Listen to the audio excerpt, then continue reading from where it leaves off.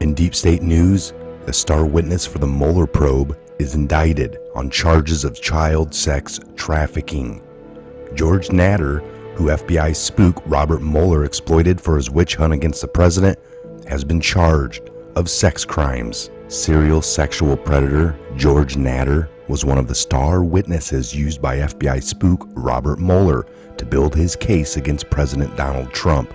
And now that investigation has concluded, with no evidence proving Trump committed any Russian collusion, Natter has been charged with child sex trafficking. The Lebanese-American businessman was indicted on accusations that he transported a 14-year-old European boy to the U.S. in order to abuse a teenage child. He was detained on January 17th of 2018, but not indicted until months later, following the conclusion of the Mueller probe. Natter was formally charged on July 3rd of child pornography possession and traveling with a minor for the purposes of committing illegal acts. He allegedly brought the teenage boy to his U.S. home in the 2000s, where he committed the illegal activity. He is pleading not guilty to the charges. Investigators claim they found videos on Natter's phone of children between the ages of 3 and 14 being sexually abused. One video even showed graphic bestiality depicting a teenage child engaging in lewd acts with a goat. That's right, folks, a goat. Now we also know that has a darker purpose, a different symbology altogether to the dark side, goats, and it's just sick altogether. Now that we got a photo up here of Bill Clinton with George Natter on what I believe to be Epstein Island or somewhere near. I mean, there's lots of palm trees in the back. It might not necessarily be his specific island, but if you see here, there's boats, a couple of boats behind them. So they maybe took a little cruise. We got George Natter with Bill Clinton. But again, I'm sure he'll come out and say, I don't really know this guy. This is just a photo op pic of when we hung out for one time.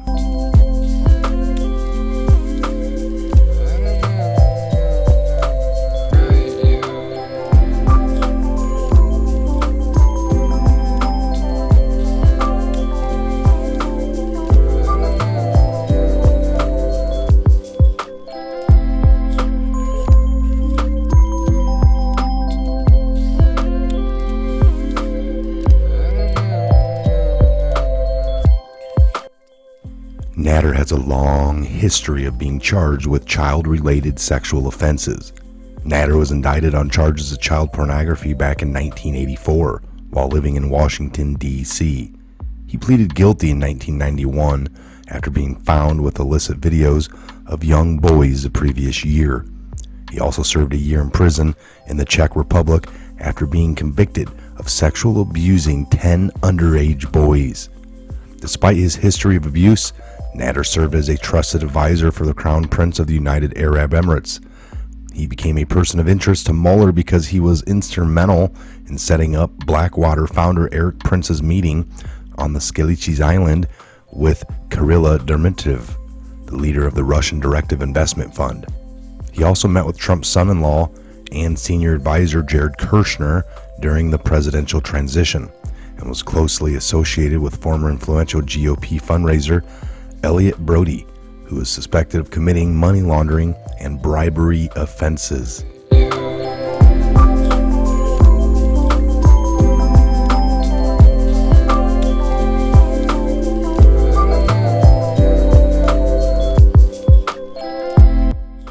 Natter is mentioned roughly 120 different times in Mueller's special counsel report after he was interviewed many times during the course of the investigation. It is unknown Whether Mueller exploited the possible charges against Natter in an attempt to get information Mueller wanted out of him, but it ultimately did not save Natter from being indicted. Mueller was not able to prove any Russian collusion despite the testimony of this potential jeopardized contact. The fact that Mueller used this serial child sex predator as a high linchpin of his case against President Trump says it all about the cruel farce that was his overreaching witch hunt.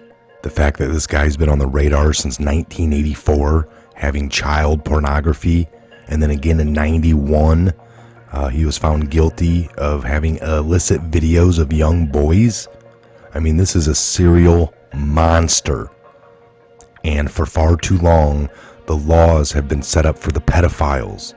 The pedophiles have been rallying together, and now we're starting to get the mainstream with polls, Facebook creating polls, trying to get a taste. And when we find out, like, Kevin Spacey came onto a young boy, the media spun it to be like, well, he's coming out of the closet. Kevin Spacey's gay. No.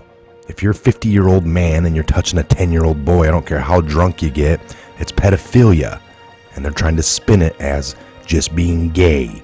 This is their fake news and propaganda to get into the minds of our young youth and kids and children around the world. This must stop.